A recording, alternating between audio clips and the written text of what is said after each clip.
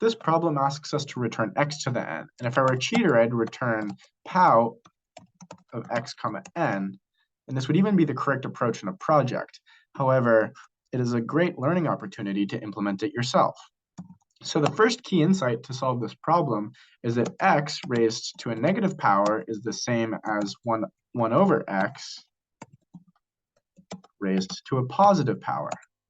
So we can use this to eliminate the negative case where n is less than 0, in which case x can be set to 1 over x, and n needs to be multiplied by -1 to get rid of the negative sign. Now we can initialize our result to be 1, and then while n is greater than 0, we'll simply multiply our result by a factor of x. Each iteration through this loop, we should decrement the power because we have multiplied by a factor of x, which is the same as eliminating 1 from the power. Now we can return our result. This will run fine. However, it is a linear time approach, and we can actually do much better. We need a logarithmic solution to solve this medium problem. So the key insight for finding the logarithmic approach is noticing that x raised to the n is the same as x raised to the n over 2 times x raised to the n over 2. We actually only need to solve half of this problem in order to find the entire solution. So we can eliminate a lot of the work that we're doing here. So we'll use a recursive divide and conquer technique to achieve logarithmic time complexity. The first thing to notice is that a base case where n equals 0 will suffice because anything to the 0th is 1.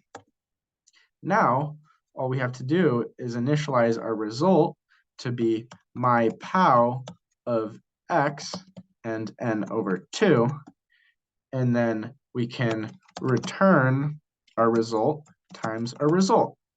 There is, however, a subtle bug here.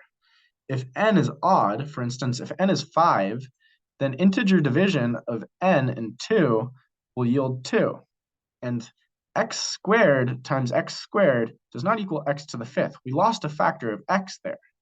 So in the case that n is odd, so if n and 1 equals 1, which is a way of checking if something is odd, then we'll actually need to return our result times our lost factor of x. Now I'll run this, and you see that it works fine. However, if I submit it, they actually find the one case where this fails. Integers actually support larger positive numbers than negative numbers. So if you multiply a positive number by -1, you could have integer overflow, as you can see here. Now, we can solve this by assigning n to be a long. So we'll say long, we'll actually call it long. Long guarantees a 64-bit integer, whereas long will be a 32-bit integer on a 32-bit machine. And long is a safer answer, and we'll call this n long. And we can set n long equal to n times -1. And then down here, whenever we use n, we actually just have to use n long. Now it makes our problem, our solution a lot uglier, but a lot more robust. So I'll run this to make sure there's no typos. And there is, I forgot a semicolon. Let's make sure that everything is working well. Oh boy, Stack Overflow. What did I forget? I should initialize n long to be n because we can't have n long being undefined at any point in time. Great. That should work.